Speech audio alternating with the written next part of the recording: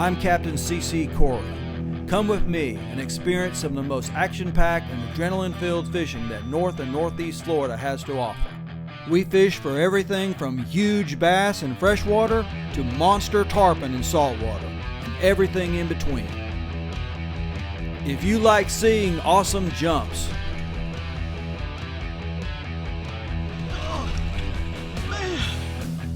if you like the sound of a screaming drag, shit, gosh, man. If you like seeing big fish, well, you just might have found your channel. So sit back, relax, if you can, and let's see what we can hook into today with the North Florida Angler. Oh yeah, there he is right there. Look at that bucket mouth. Shoot ya, shoot ya. Shoot ya, shoot ya. There he is. He's hooked right. Wow. Wow. See if I can get it. See if I can get it. That's a nice one, guys. That's a nice one, guys. Okay. Got him. All right. Yeah, look at that one. I guarantee you that's going to be another one over 10. Shoot ya, shoot ya. Look at that bucket mouth. Look at that sucker right there, guys. Wow, look at him. That was worth the wait. That was worth the wait. Oh, man. Look at that monster fish, guys. Look at that monster fish.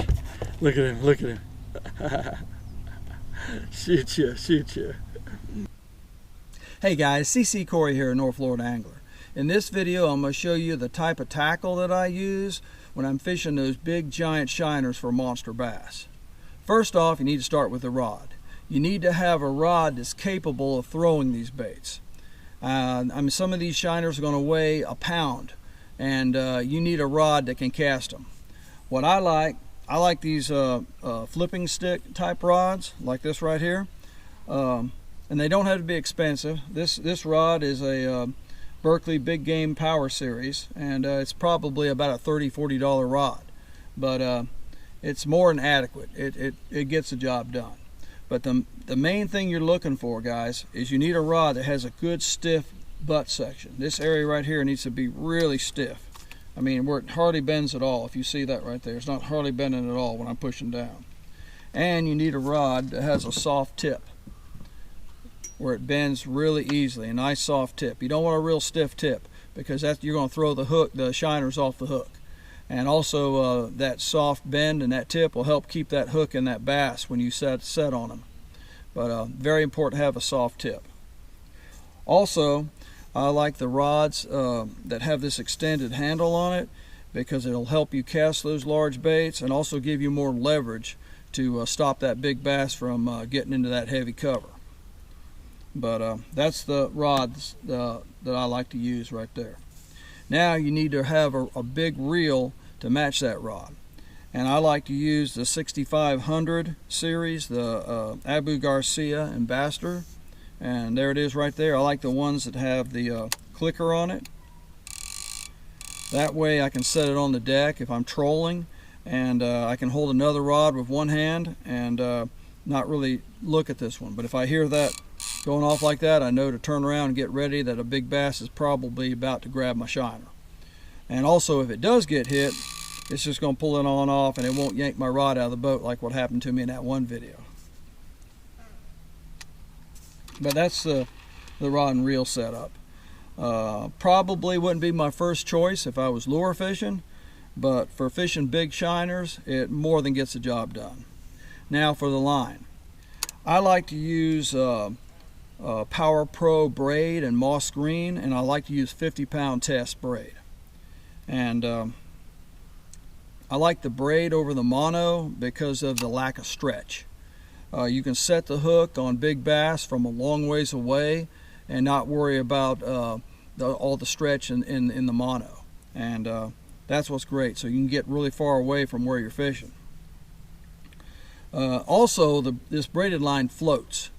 Back in the day when we used to just have mono, we had to put fly line dressing on our lines to make them float, and it would gum up the guides, and the reels would get all sticky and gooey, and you have to reapply it, and it was a pain. But the braided lines float, and that's a plus, because you need your line to float, especially if you're float fishing with a cork, because you don't want your line sinking down, getting caught in debris and weeds and stuff on the bottom, because then it makes it really hard to track that fish down once he grabs your bait to get a good solid hook set. So you need to have your line floating, and with the braid you don't have to worry about that. All right, now getting toward the business end. For big shiners, you need to use a big float, and I like these floats right here. These big styrofoam floats. They're about the size of a large chicken egg or duck egg, and I like the ones that have the little pegs on each end, and I'll actually cut a little slit with a knife on the side where I can change the corks out if need be. A lot of times after you catch a few bass, that braid will dig into the styrofoam, and it'll make it where the cork doesn't want to stay on the line very well, so you'll need to change it out every so often. Now for the hook, I like to use this, I don't like to use circle hooks that much when I'm bass fishing. I like to use a 5/0 or 6/0 J hook with a little slight off bend in it. That's what I like to use.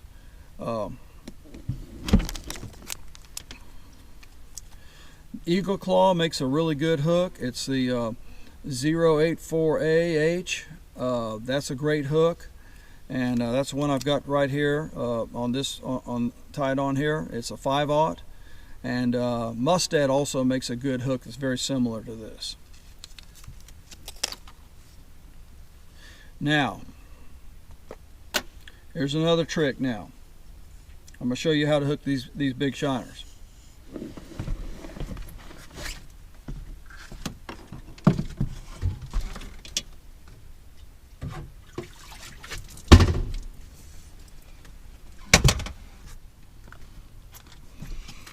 All right, guys. Here's a pretty good sized shiner here. This one's been used already today, and he's a little bit wore out, but this is a good one to use as a demonstration purpose. But there he is right there. It's probably about a 10-inch shiner right there, you know, but I use them a lot bigger than that. But that's a good one to use for a demonstration. But what I like to do most of the time, I'll just hook them right through the lips from the bottom up and bring it out right to the top. There's a little spot right in the middle of the nostrils where I like to hook them. Now with these really big baits, guys, these really big ones like this, they tend to get off the hook really easy. And at, you know, $12 to $16 a dozen, you don't want them getting away.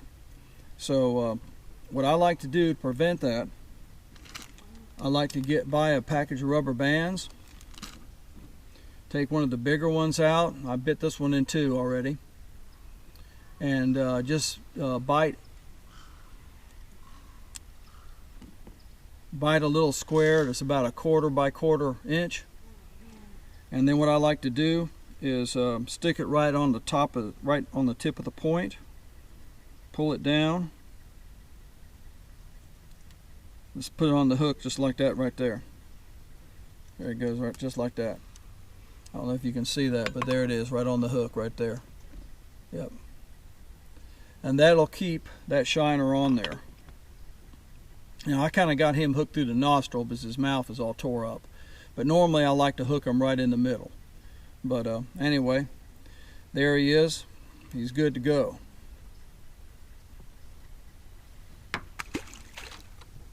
Alright, that's the type of tackle I like to use when I'm fishing those big shiners for monster bass. I guarantee you, if you use this type of tackle, you're going to land more of those big trophies. Also, if you're out there throwing the cast net or using your cane pole to catch shiners, and you happen to catch a few of those big 11 to 14 inch shiners, don't be so quick to throw them back. You might be surprised how big a bass you can catch on one. I hope you all enjoyed this video, and don't forget to subscribe to the North Florida Angler. Until next time, tight lines, good fishing, and we'll see you out in the water.